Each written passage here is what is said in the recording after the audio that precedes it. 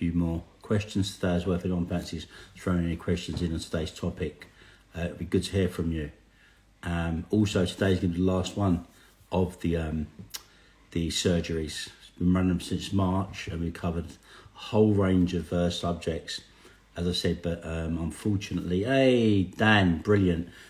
Let's get you in, Dan. If you want to throw in a request so I can practice how we do this thing, it would be greatly appreciated. Right. I don't know if I request you. How does it work again? I'm pretty crap at this. Let's press that button and see what happens. I've got the first bloody idea. Okay. Do you request? I think you request Dan.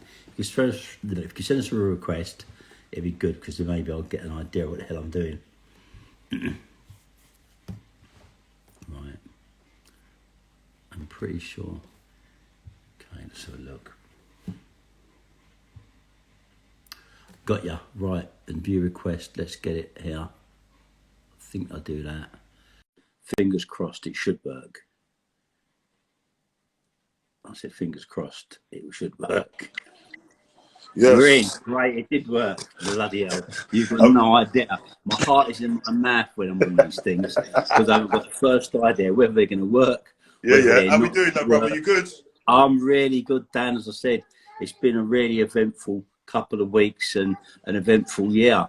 Yeah. As I said, today is a last one of the year, and for now it'll be our last surgery, because, as you know, you've been stacked up with work, a lot coming in the new year. We've got a lot of things going on, and I think the surgeries on Friday will be in the midst of a lot of meetings and stuff, winding the weeks down. So, as I said, if we officially sort of say this will be the last one for the near future, and then we'll see how the new year kind of spans us. But there will be other projects we'll put on, on live, and probably will revert more now to the Facebook live, or preferably the YouTube live channels, Yeah.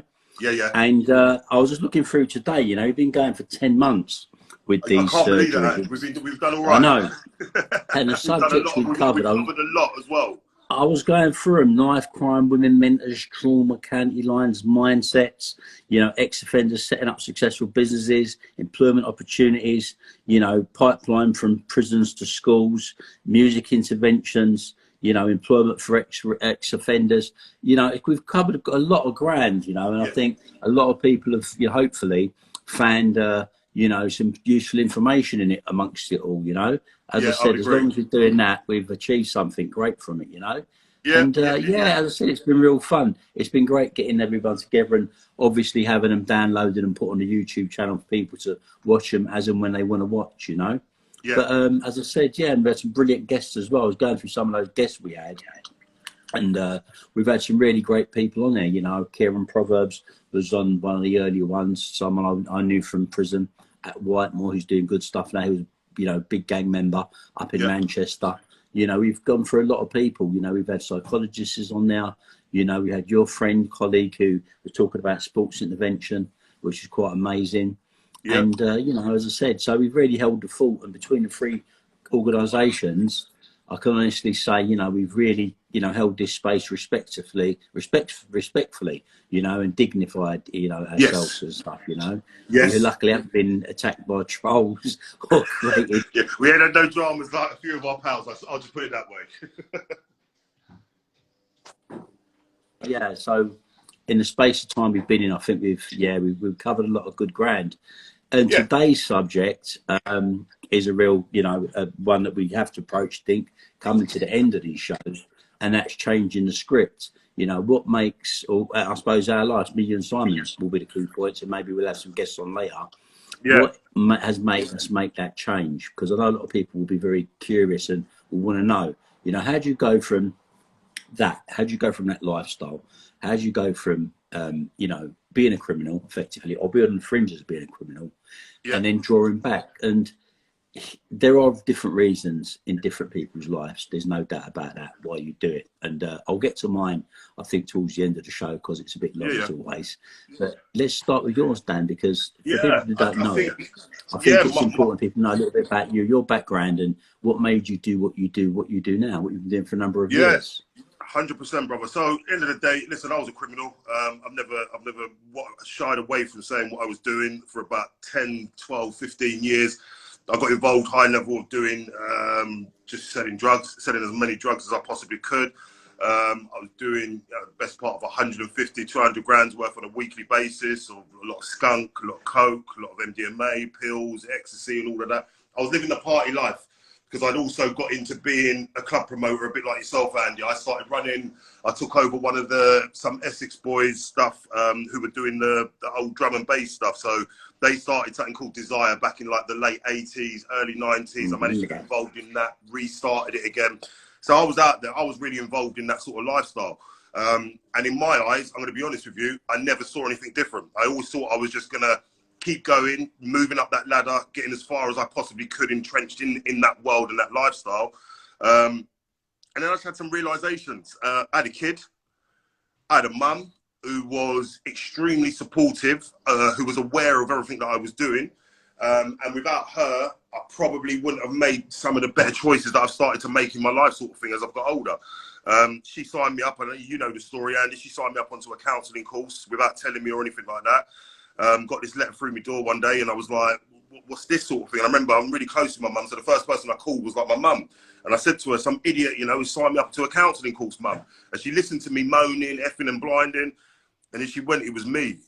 And that was a real moment for me, because there was a choice that I had to make at that minute, okay? And when she said it was me, and I was like, well, what have you done this for? She just said, son, I reckon it would be really good for you.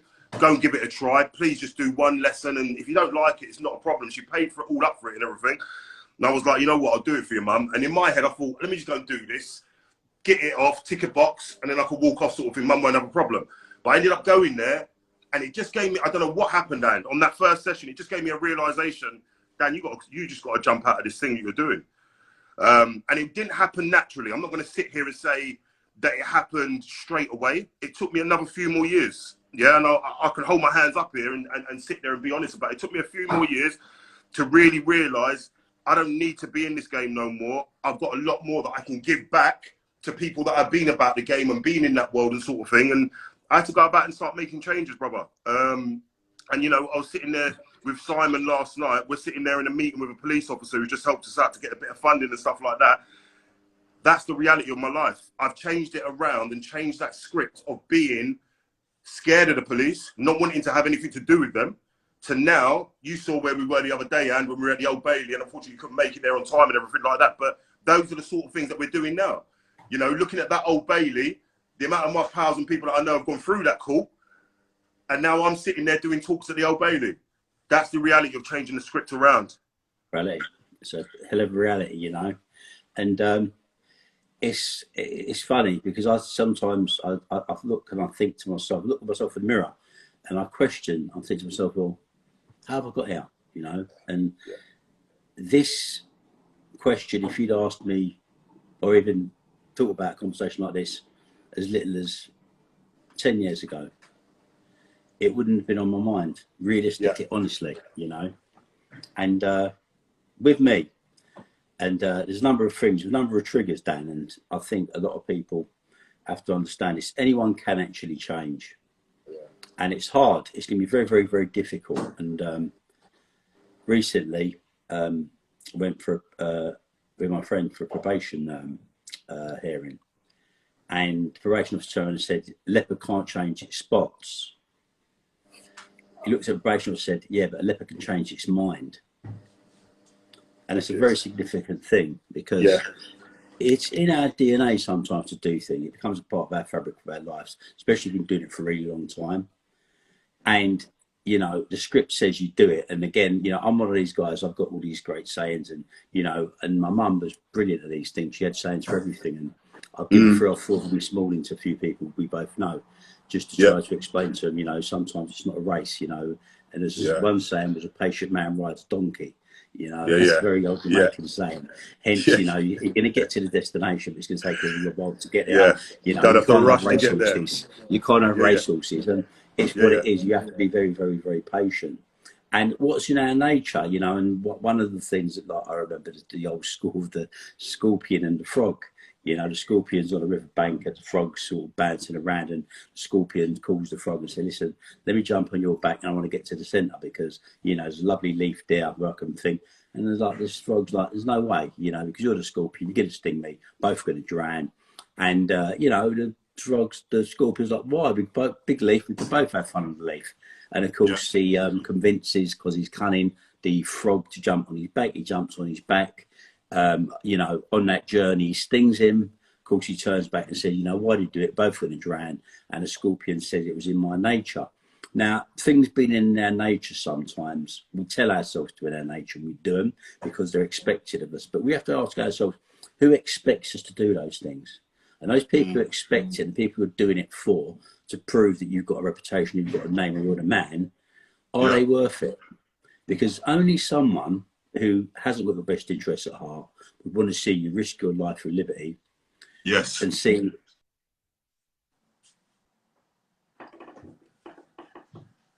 there's going to be lots of victims at the end of whatever we do. So makes you change. What is that road to Damascus moment? As I was recently asked, a number of things changed my life. And I think one of them was at Belmarsh. I remember phoning to speak to my mum, and my parent, you know, my sisters had kept it from me that she is suffering from dementia. And she answered the phone to me that day, and, you know, she thought she was talking to her dead brother.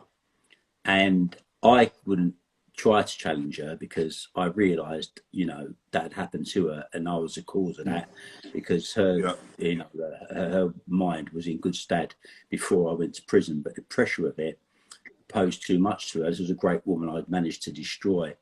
And, you know, I saw other things happen. I come to the realisation that my two oldest sons, I've, you know, seen very little of them. They lived abroad. I couldn't travel into the States because of previous cases. I was deemed as a national threat to American security. And, you know, I'd lost most of their lives. And my youngest son now is spending most of his life, or half of his life, certainly in prison. So, again, these were all victims of my selfishness and stupidity. And, you know, I even saw my oldest son's mother. You know, she died of breast cancer when I was in prison. You know, again, I knew I'd never go to a funeral. That was overseas. And if my parents had sadly died when I was in prison, I know I couldn't even attend the funerals. And if I did attend the funerals, I'd be going with 3 guards surrounding me, handcuffed and shanked. Is that the kind of thing I want my family to see, or respectable people like my parents and people who would have come to their, you know, their funeral, to be subject to seeing that disgrace? These were all things, but these are all selfish reasons, Dan. All selfish reasons. Okay, I thought of all the things that would affect me and people directly around me. But when I came to real understanding and I realised I'm actually changed, when I realised it's not all about me. The victims I don't actually know, their families, those ones, they're the real victims, because they had nothing to gain but misery. Okay, I think about those people who took drugs and couldn't afford to take them, and their kids who, you know, couldn't go to school with lunch money or to get the bus to school because their parents spent money on drugs. I think about the arguments and the fights and the abuse they probably went through in those houses, you know, in those households. You know, all these people were victims, were my victims, but I never saw them because I did play at the highest step of that ladder. I never came into any of these sort of people. They never came into my mind because I was just a selfish individual that looked after me. I had to have a brand new Bentley, or a brand new BMW, or a big 5-bedroom detached house, or a big villa in the Caribbean. And that's how I lived, with no consideration for people. Okay. The day I changed, I realised that the world is bigger than me, you know, and people that live in it matter. And that was my Damascus moment. And the only way I could do it was by trying to do something to some of the destruction I'd caused. Again, I remember the sentencing hearing, never forget it. The barrister looked at the prosecutor, looked at the judge and said, this man's been responsible for hundreds of murders and taking thousands of lives, destruction. I looked, what's this guy talking about? And his words were drugs, fuel, gang murders. And I was like, didn't get it. I went to prison and I got it. I saw all those young boys spend the rest of their lives in prison. None of them coming out. I sat in those, those visit rooms, in dispersal prisons, and I was seeing kids coming in with their young girlfriends. They were bringing their girlfriends in. You know, seeing kids there 3, 4 years old. I know that guy's sitting there doing a 40-year wreck. You know, she's not going to probably stay with him in reality, because he's going to move on, have their family. You know, the children they've got who they do love at this moment in time are going to be like 50 years old, 40 years old if their dads even make it out of prison, because that's the first parole hearing. And they'll have grandchildren. You're going to miss all that. You know, all those things which actually mean something in life, you're going to miss. And you're going to miss that stupidity. So when a young person picks up a tag and says he wants to get involved in this lifestyle, the foresight of what's coming you don't see. But the reality, the first day that sentence arrives, comes to you. Because you're looking at waiting room and you see the guys who started at 22 years old and are still sitting there at 40 or 50 years old. Yeah, that's what I was about to say. They're still in that sentence. They're still in that sentence, you know. So that's what I can say to any young person who's really thinking seriously that this is the way to go. And I'm not going to turn around and say to anybody, it's not an eventful life. And, you know, if you get involved in it at a good level, you're not going to make a lot of money. Because if you get it right, you do. But very few people do actually get it right. 100%. And even when you get it right, you really get it wrong. Because, you know, if it doesn't come on you, and I hate to say this, it comes on the next generation.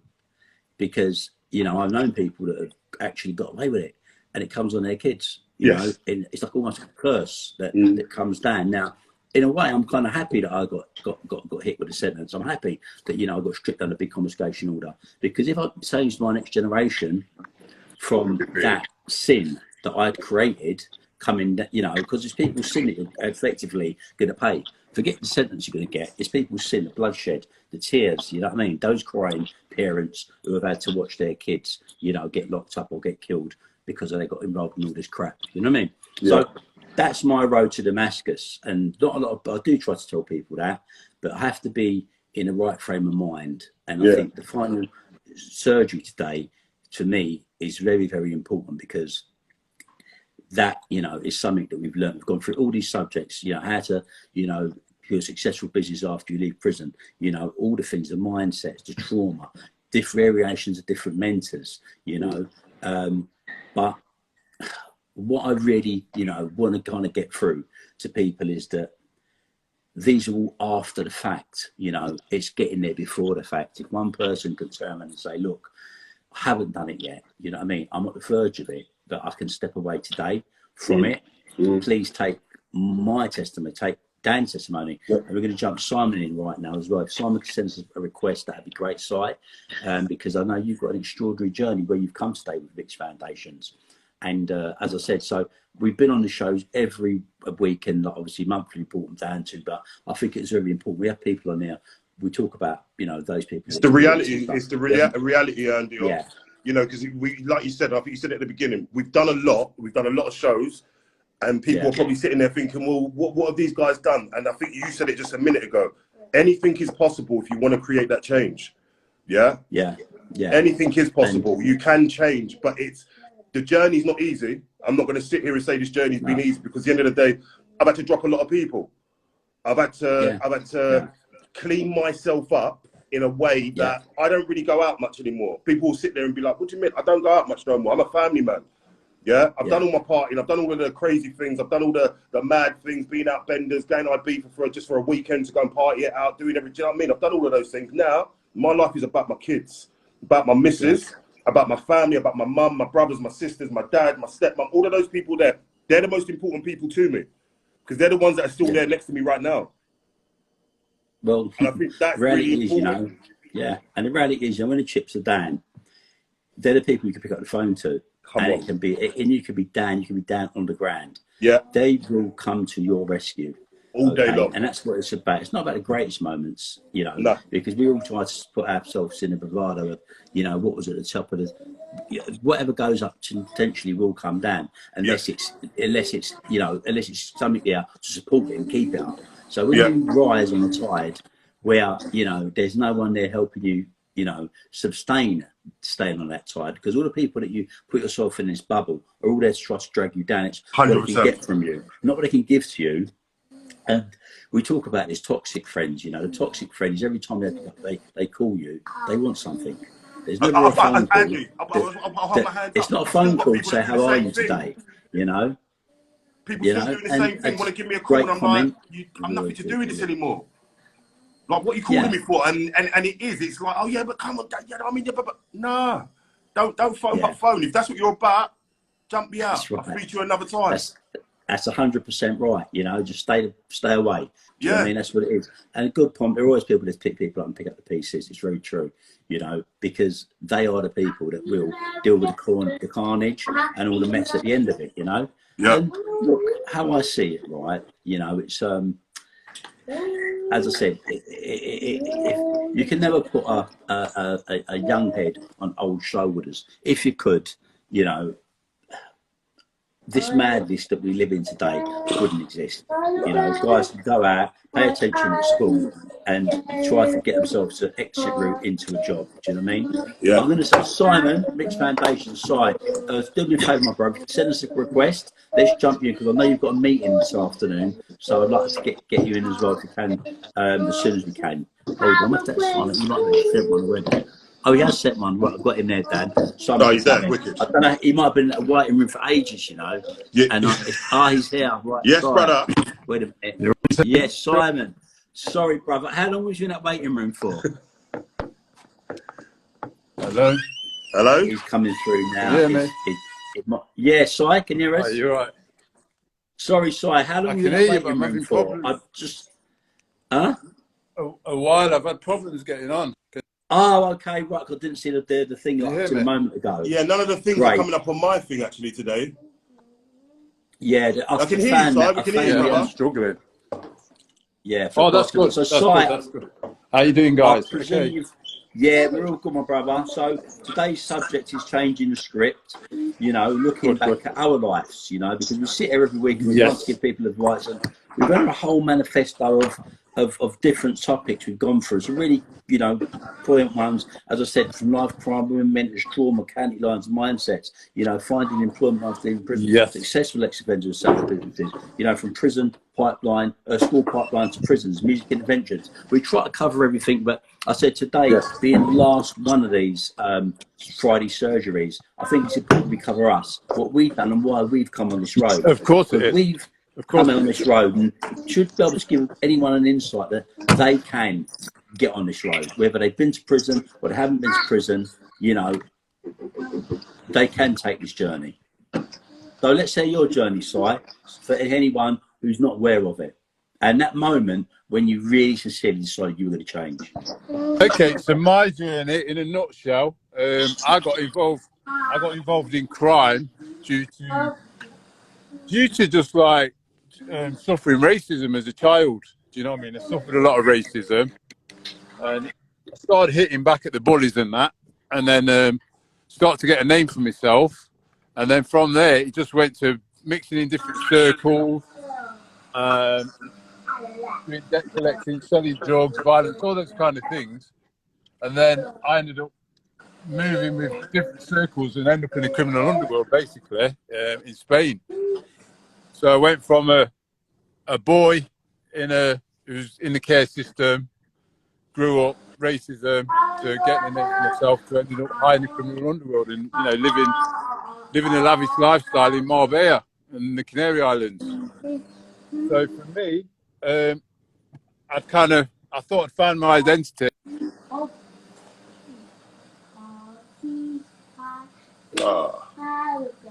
Simon's I think struggling today with his internet, isn't it? It's a shame as well, because Simon's got such a great testimony of his life to put across today as well, you know. But yeah, he's struggling to actually get connection. hopefully he'll be able to jump back in. Hopefully he can jump back in. I'm going to leave the window open for him so as he can, but you know, and yeah, so and again, you know, keeping it real, you know, what is it? There's a sacrifice you have to make, you know. And I thought today, because we put in our we're a registered charity, so we have to put forward an annual report, you know. And we put forward our first annual report from the incorporation of the CIC, which was in March 2019, and then obviously we became registered charity in April 2020, and our first annual return went in which would be up to January 2021. And it lists everything out there, every single penny that we've had for charity, every penny how it's been spent, you know, and what the charity has done in that period of time and where it goes. Which I think is important to get out there, that everybody knows that the second, charity money that comes to you guys it's actually to make it clear that it's transparent. No, and it's crystal clear. And when people identify it, they'll actually realise how much of my own personal money I've actually given to the charity in order for it to, you know, to get up and running, start going. And it's a public document. Anyone goes to the Charities Commission of England and Wales, they can put in AP Foundation. It will come up in the search. They can look at all our documents, basically, you know, all accounts, everything will open, you know. But as I said, and the next one goes, it should be a really great one because that will go in from January just gone up until January just coming. So, you know, we'll be talking about all these shows, all the social media, all the stuff we've been doing, stuff like that, people who really get an insight into the work we've been generating and real stuff. I'm not talking about it, we're actually doing it, you know, and it's documented and it's proven. So it's a labour of love being involved in this sector. And I think if someone said to me, why would you do a business that, you know, costs you money? And the reality of it is, it's what it does for other people. And that's another point of giving. That's a point of not thinking about you. That's not about, you know, I'm doing this because my business makes me £1 million a year. I'm doing this because this business costs me 50,000 a year or 20,000 a year. But look at what I'm giving. Look at what I'm giving. I'm giving so much to everyone, right?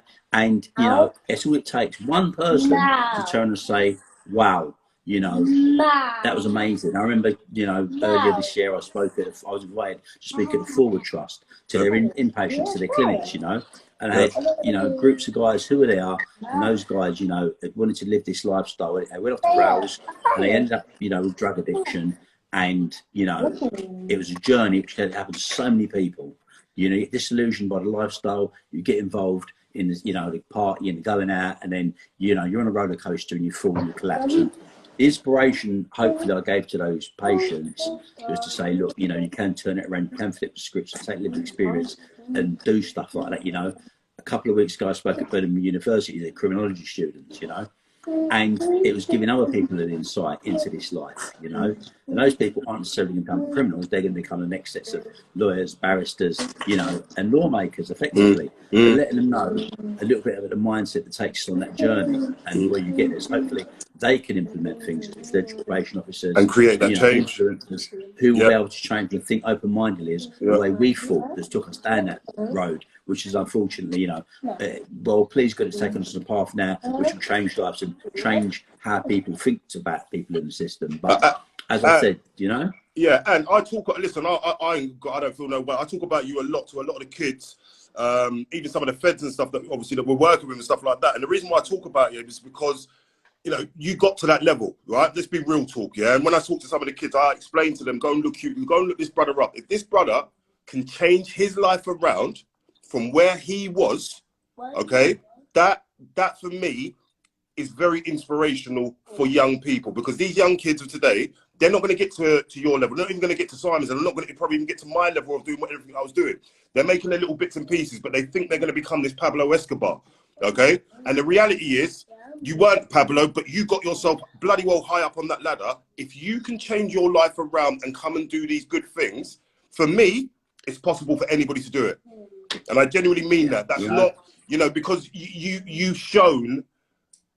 I know what you've made. I know the monies that you've had in the back pocket and everything like that. You've made an absolute killing, but you've changed it around to come and give back to young people.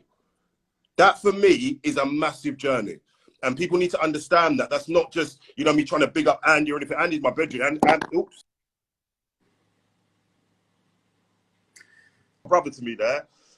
So I'm just saying it as it is, real talk. If Andy Pritchard can get to that level, and you young kids are all out there desperate to get high up and be in the gang and do this and do that, he can change. It's possible for any of us to do it. Dan, and you know what? As I said to you, I wake up in the morning sometimes, I look myself in the mirror and think to myself, you know, and I question myself, I think, am I that Andy? Am I that old guy? Am I the new Andy? Yeah. And I look at myself and say, actually, I'm the new Andy.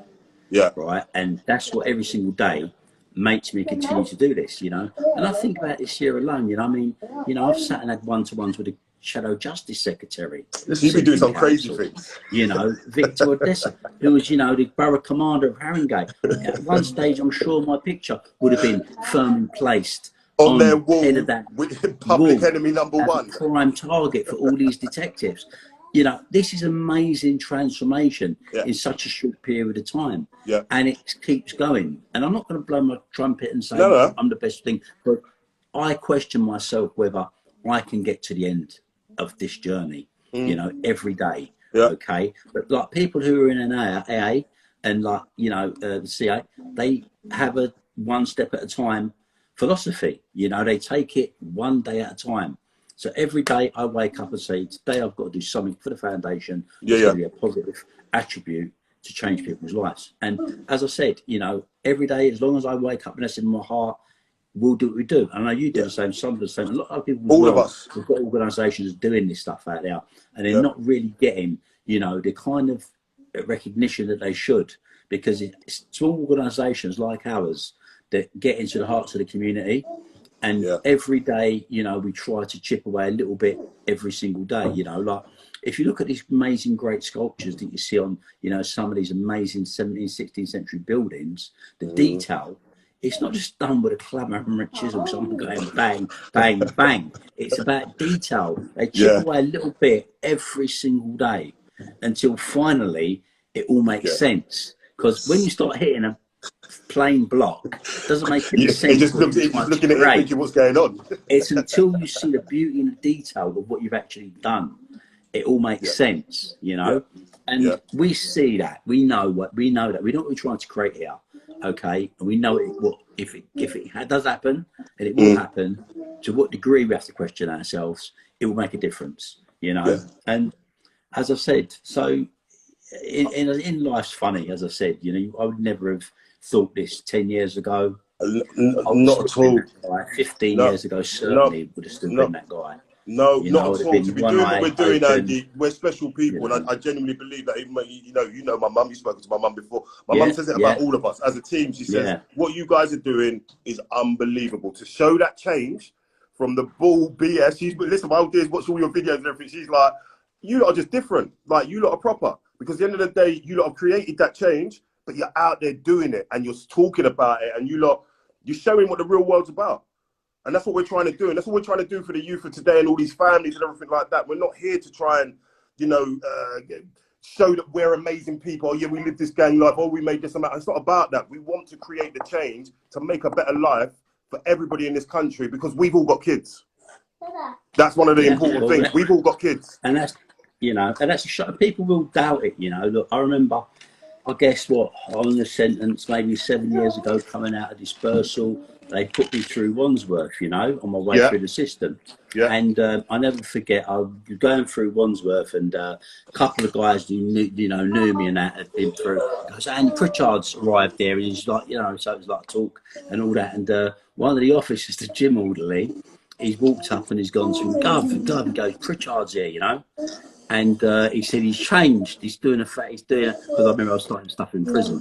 You started all the thing the bell march. He's doing a foundation, and he's doing like rehabilitation courses. And I'm a prisoner, remember, right? Yeah. And the screw said to him, "Oh, is that his new cover now?" Right? And he came back to the cell and said to me, I just spoke to, I won't say the screw's name, he said, he just turned around and said, "Is it your new cover? Now this is the new thing you're doing as a smother," right? And I laughed to myself, because at this time I knew it wasn't smother, this was actually going to be real. And I think to myself, you know, there are still so many people that do think it. They think this guy cannot change. I said, a leopard can't change its spots, but a leopard can change its mind. Yes. It can change its mind, you know, and this leopard has actually changed its mind the way it thought 10, 15 years ago, you know, and most of that life from the age of 16 onwards, you know. But as I said, you know, and there will be people who will have flexibility and they'll doubt it and they'll question it, but eventually, like everything, eventually everyone will get to see it, you know. And as I said, what's great with us, we're a registered charity. If you go to Charities Commission of England and Wales, go on their website, you can tap in foundation's name, you can go on there and you can download any documents you want to see. All their public records, you know. Yeah. And that's the great thing about it, you know. We play with an open hand, and everything we do for the right reasons. We've had some great people. We've had some wonderful people who have helped with our foundation. I know you had great people. Yours, you've very much helped the AP Foundation down incredibly. The organisation and Simon's organisation. But I mean the volunteers we've had, you know. Yeah. We've had wonderful people who have been involved in our fundraising. We've had wonderful people who have helped us administer this business and answered people. And I'm going to embarrass them. I'm going to shame a few of them now because Sally's been one of them. She's been there. She's answered every single request. Anyone comes through and asks any question, she answers them, you know. And we've had good people around us, you know. And I'm not going to disrespect any of them, you know. We've had, you know, Chrissy was helping us raise money. Amazing. Laura's been helping us raise money. I mean, you know, Amy, she's been out there, you know. Yeah. And Lauren, we've had a great group of people, you know what I mean, who have come and helped us, you know, that wonderful lady called Narelle, you know, she, you know, offered to help us volunteer. Guys who log around management, my trustees have been fully supportive of me, you know, they're from day one, they've stood behind me, you know, and people who have got a lot to lose, you know, Don McIntyre, one of the most, you know, known journalists, you know, out there. Doing, you know, crime program, you know, he's put his neck on the line. You know, Mervyn Lynn, a highly respected. But you proved everybody right. You proved everybody wrong, Andy. I think that's the biggest thing. Their name's over the door. Their name's over the door. Their name hangs over the door. You know. So as I said, you know, it's been nothing but support and love people have shown, and you know, I have to reciprocate that and say, listen, you know, thanks to all of you. Do you know what I mean? Because you've come on this and you've offered whatever it is. It's been help.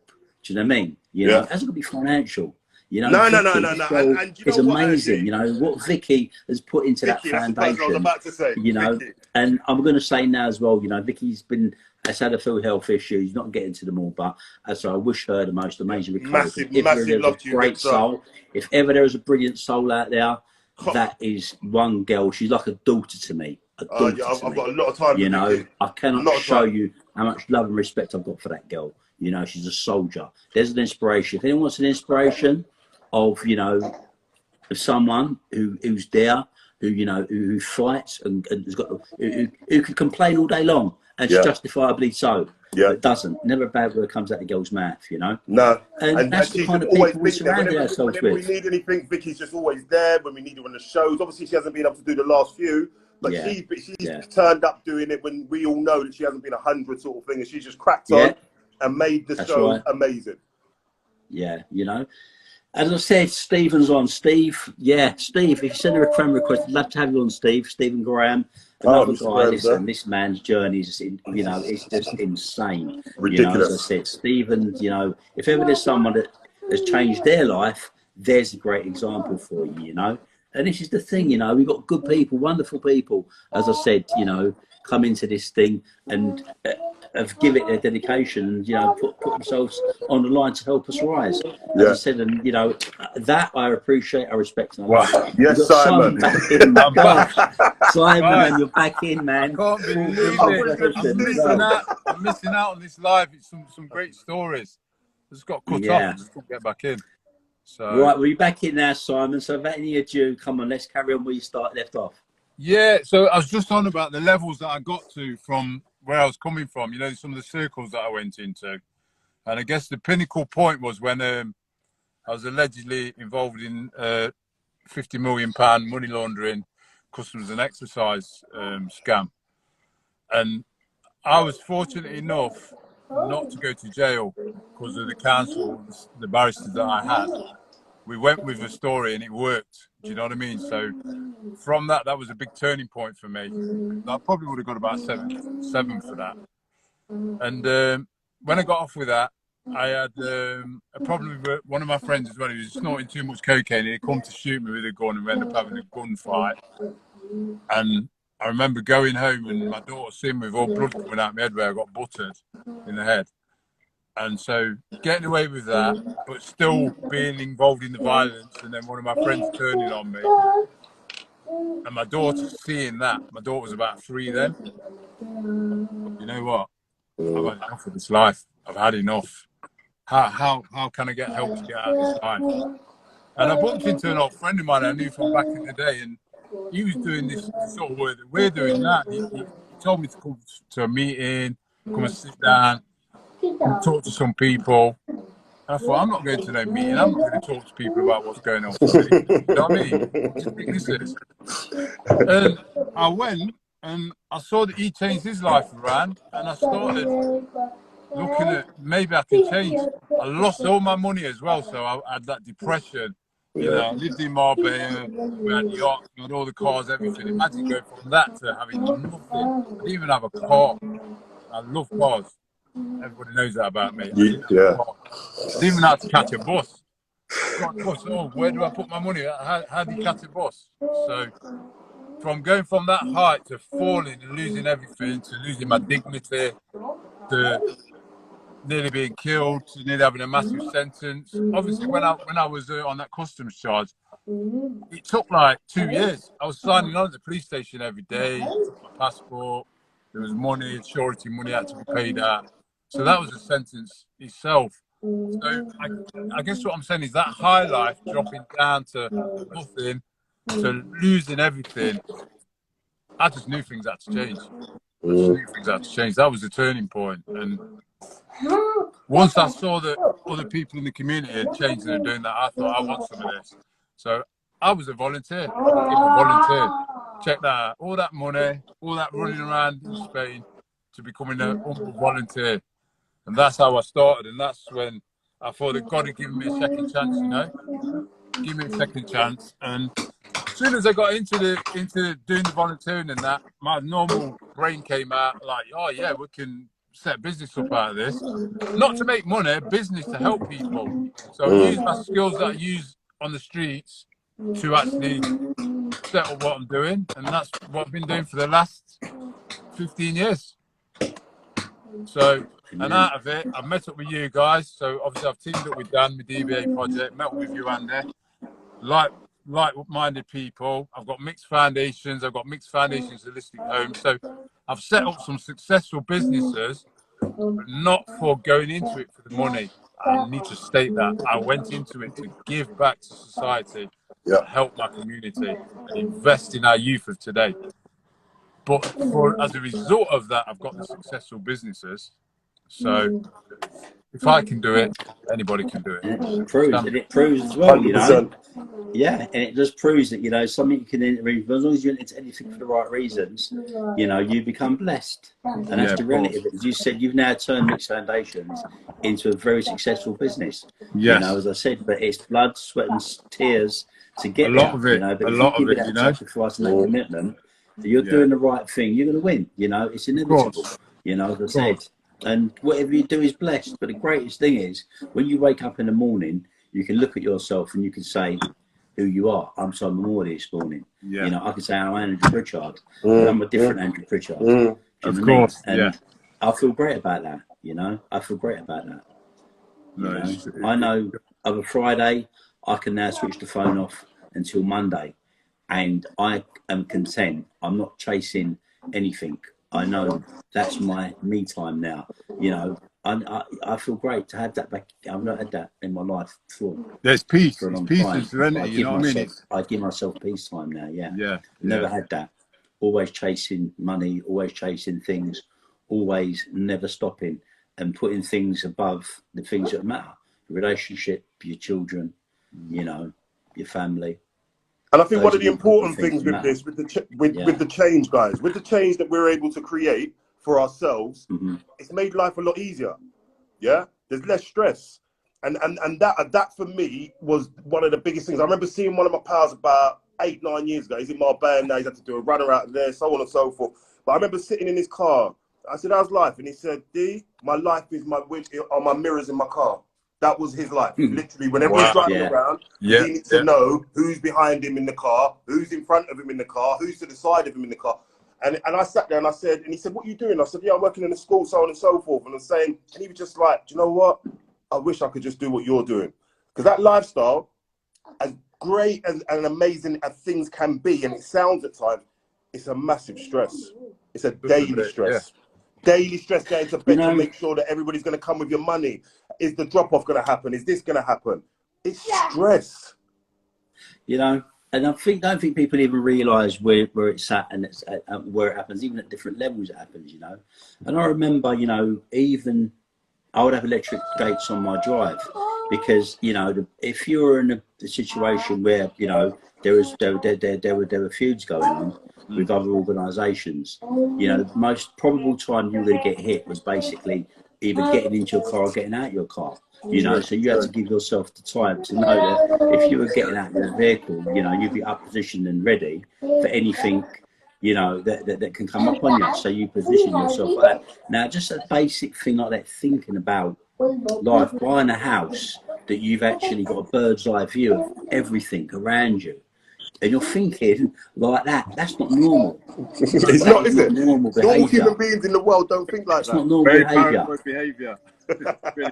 It's not behaviour. You know, a motorbike comes steaming past you. A guy walks into a club with a crash helmet on. Everyone's, you know, Ducking down. hitting the floor.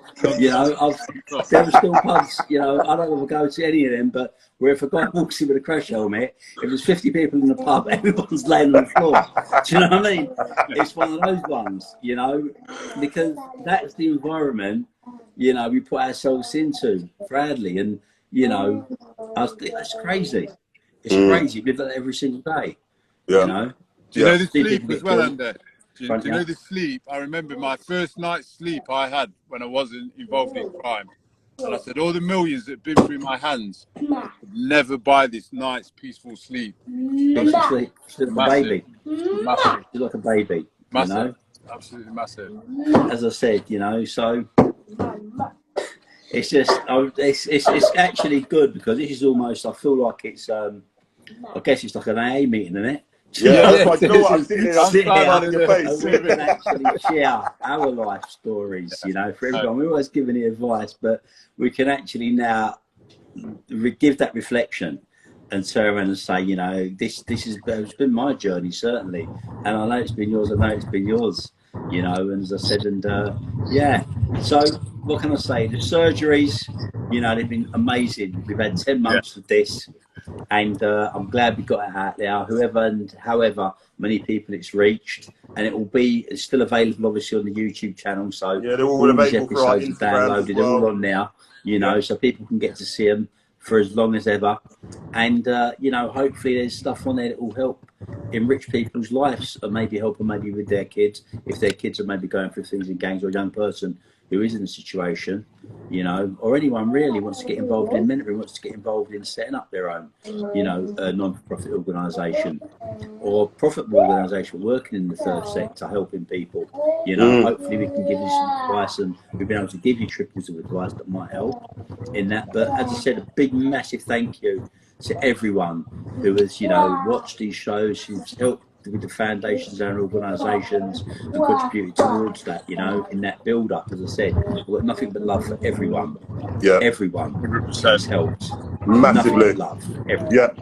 You know, as I said, and I respect everyone that's helped as well, you know, regardless of anything.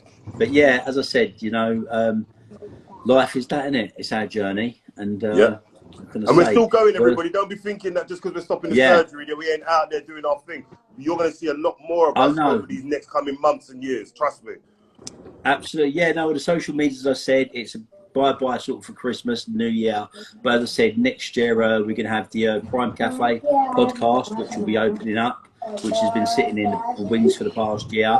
And as I said, we'll start some really great topics. The three of us who are here, and we'll be transferring that platform over to the YouTube lives. So you'll be able to get it, hopefully, to, you know, a big platform of people, and we'll make it probably a more palatable time as well, because Friday afternoons is probably the worst time to do a live, because people are getting ready to work. So we're going to give a rethink on when a similar show like this can go, and we'll try to get it at a time where it's more suitable for people, where it won't interfere with their day so much, especially on a busy Friday. And hopefully at that point we'll be able to kind of bring some great topics forward, give some good advice. And as I said, you know, we're doers, we're not talkers, you know. So as I said, everything we discussed, everything we've been talking about, we've been doing. And you know, you can check that, it's all recordable, as I said, and accountable. So yeah, it's been Been a journey. Been good. Been a journey. So great. for those people on social media who we won't see again until after the new year, you know, going to wish them all amazing festive season. Yeah. Whether you are a Christian or whether you know you don't celebrate Christmas, you know, if you're of different faith, whatever. Yeah. As I said, have a great lovely holidays. break with your children, with your families, with people. A beautiful holiday, you know, and come back in the new year and think to yourself in the new year, be filled with passion and you know and you know ambitions. Do what you got to do. Our organisations are open all the time. You can contact us through our emails on our consecutive websites, and you can always get a response, always get signposted. You can always get information from us, you know. And this is where we are. It's this Instagram, as I said, is there. There are going to be updates. There are going to be, you know, follow us, get more and more content because we will be uploading content and just putting stuff on it. You know, it's just this particular show, as I said, we're going to sort of make redundant for a little while. And please God, our Vicky will be Ready to rock and roll for us next year. You know, so let's see how everything goes there. As I said, but yeah, it's been all good. It's been a pleasure. 100%, brother. Guys, Well, I'm going to let you leave, yeah? Because I'm driving. I'm going to jump. Well, we're going to break it down now, Simon. I think we're a little bit early, as I said. Yeah. But No problem. I think it's Friday afternoon and people got loads of stuff to do. So we'll keep going. Right. So, I'm going to shout both of you two separately, individually, in about half hour. I'll get little man some lunch and that, and then I need to talk to both of you, sort of thing. So I'll give you both a call pretty soon. Brilliant. And as to tag AP Foundation Instagram, you've got our YouTube address, and our website is www.apfoundation.co.uk. Equally, dbaproject.co.uk, mixedfoundations.co.uk as well. Brilliant. Perfect. You know, so go there. So much information on our website. You know, work continues, as I said, and you know, just keep the faith, keep moving forward. And as I said, keep doing what you're doing, everyone. You know. So thanks until next year. Thank you, everyone. All the best, Yep, as I said, guys. and work continues. All right then. Love. Take Enjoy care the happy all. holidays, Christmas holidays, whatever it may be for you. Amazing. Definitely do. Later. Guys. Take care. Guys. I'll give you a shout in a bit. Bye. Later. Bye. Bye-bye.